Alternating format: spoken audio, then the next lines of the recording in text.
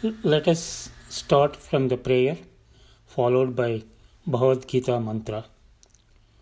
Om.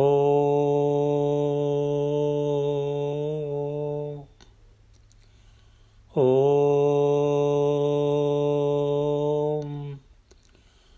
Om.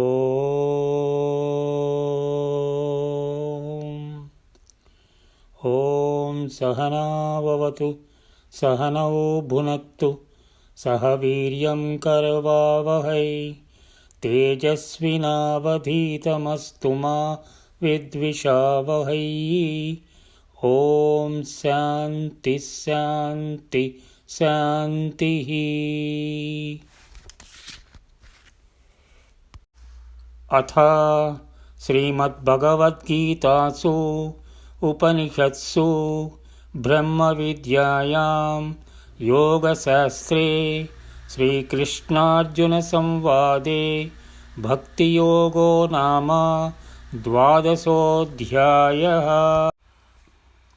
Mayeva mana adhatsva Mayi buddhim nivesaya Nivasishyasi Mayeva Atavurdhvam na samsayah. Chapter 12, Sloka 8. Fix your mind on me only. Place your intellect in me. Then you shall, no doubt, live in me alone. Hari Om. We are beginning to study Srimad Bhagavad Gita. A sloka from chapter 12 specifically denotes on the path of devotion, beautifully brought out in this book. Devotion unto Lord is the magic by which one reaches the kingdom of God. Why not get the practical knowledge on techniques of the divine prema? After visualizing the cosmic form of Bhagavan Krishna, that is Visvarupa Darshanam in chapter 11, Arjuna seeks the answer onto whether he should seek, love and meditate upon the infinite form of the formless, that is Nirguna Brahman, or can he do the same on the manifested divinity in the cosmic form of Lord Krishna, Saguna Brahman. The blessed Lord Krishna replied that unconditional, steadfast, having a supreme faith by those who worship unto me are the best in the Bhakti Yoga. Most importantly, the mind has to be fixed and intellect has to be surrendered onto the feet of Krishna. Then one will undoubtedly reach the kingdom of divinity and shall live in me, that is Lord Krishna. Bhagavan Sri Krishna ends by assuring Arjuna that once these conditions are met, the devotee will reach the divinity. Swami Chinmayananda in his commentary states that the mind can only listen, contemplate on any experience that is conditioned by our senses. Therefore, by meditating upon the Saguna Brahman, that is with form, the mind can be rested onto the feet of the form, Lord Krishna. He further elaborates that the intellect merges with the cosmic intellect, that is Hiranyagarbha, which is the Lord's equipment. That indicates that both the mind as well as the intellect merges onto the feet of Lord Krishna. Swami Prabhupada from the International Society for Krishna Consciousness states that those who are engaged in the Lord Krishna's devotional service lives in direct relationship with the Supreme Lord. Swami Nikhilananda, spiritual head, Chinmaya Mission, New Delhi, India, in his talk indicates that devotees should have the ultimate goal of reaching the God. This will help in reaching and entering onto Lord. Once Lord Krishna says that he will help those devotees to enter onto the kingdom of God once the mind and intellect are fixed onto him. If we want instant result, one has to tune on to the Lord, and the Lord takes care of everyone and will free from the worldly objects. One has to identify with the Bhagavan, and mind has to be absorbed, intellect has to be placed on the feet of the Lord. He indicates that mind is the world. It goes where the world is. If mind is in the Lord, it goes towards the Lord. He indicates that one can perform Saguna Upasana by chanting various names of the Lord in the manifested form. How to go about doing this? There are many ways. Do Upasana. Try to feel the divinity in Ishvara in our lives. Place the mind and intellect in Ishvara.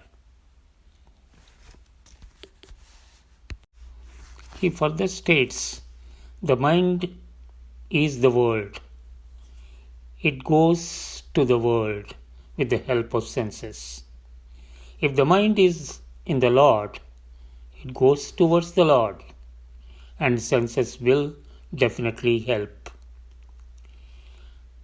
He further states that one can do Saguna Upasana by chanting various names of the Lord in the manifested forms, and one can also do Nirguna Upasana.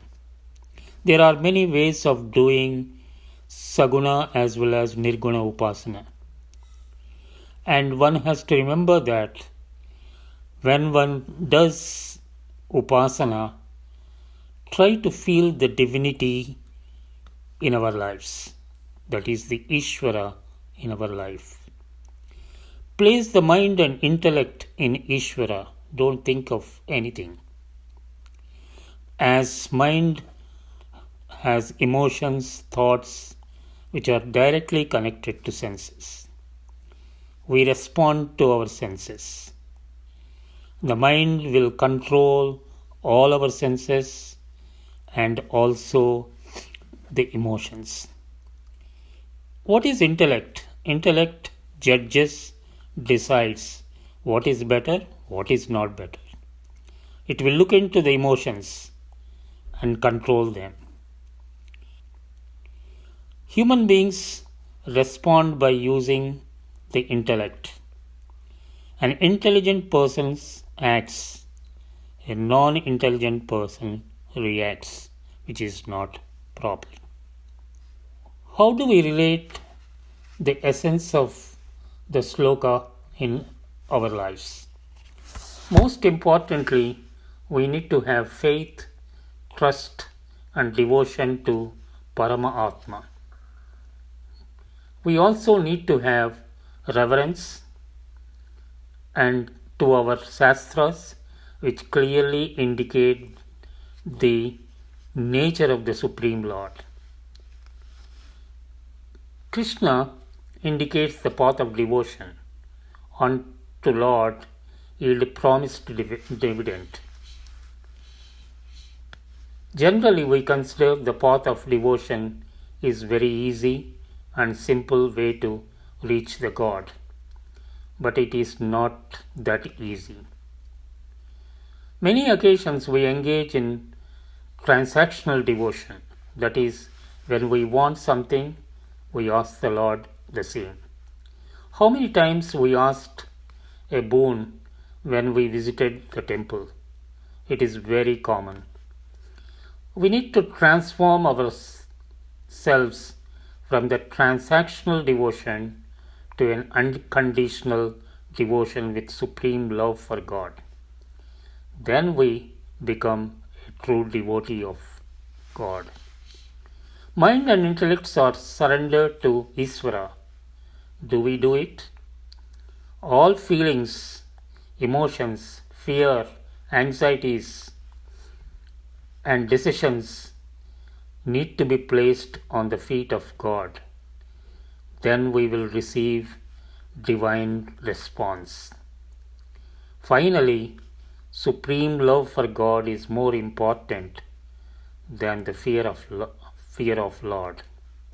Many times we go to temple and with a fear that if we do not perform proper puja, proper devotion, we may be punished.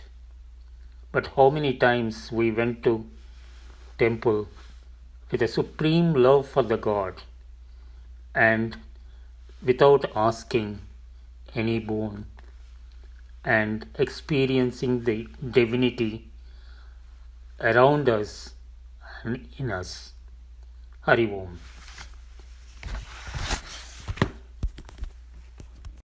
Om Purnamadah Purnamidam Purnat Purnamudachyate Purnasya Purnamadaya Purnamevavasishyate.